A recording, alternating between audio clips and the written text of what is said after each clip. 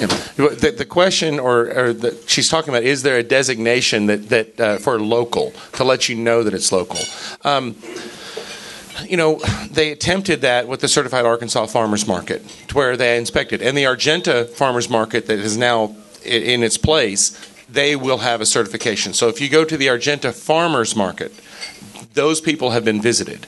The people at Bernice Garden are subject to a visitation. At Hillcrest, they're subject to a visitation as well. We have to put in a crop plan.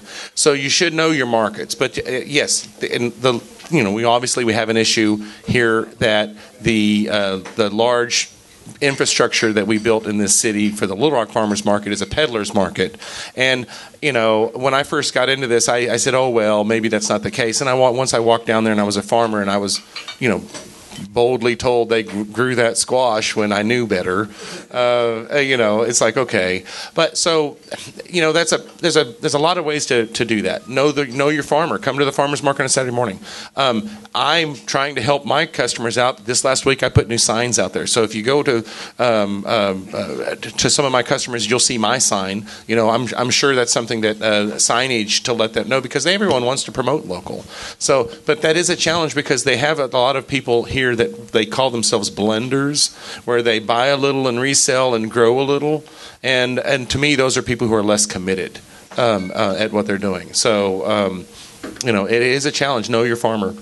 Come out on Saturday morning, go to one of the markets where they have inspections, or they're subject to inspections, where they have to put in a crop plan where you can look at it, to see. I'm going to speak to the question with Whole Foods differentiation. What we do is we do have a sign package, which if you go into our stores and see red signs, it'll usually say locally grown. In fact, over our wet rack right now, which is where we put our vegetables and salad mixes, it'll say locally grown salad mixes. And what you see there in Ziploc bags is a whole bunch of product from Arkansas Natural Produce, which is definitely our biggest local supplier in the store.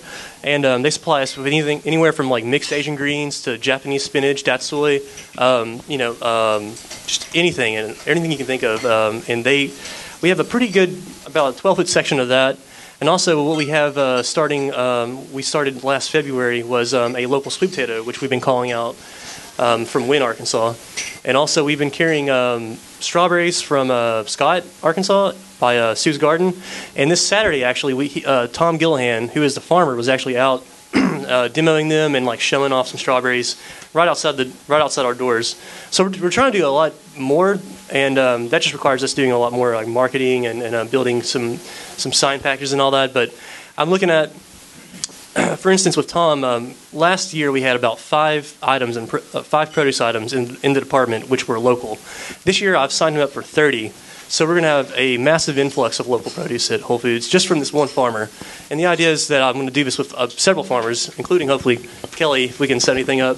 But the thing is, there's a lot of untapped resources out there. And what I've been doing all winter and spring was like researching. And we actually have people that work for Whole Foods that specifically go out and forage for vendors and buy and try to hook up vendors with us so we can bring the product in. But it's if you went today, you would see a bunch of red signs pretty much that would call out local. But we definitely want to develop that program.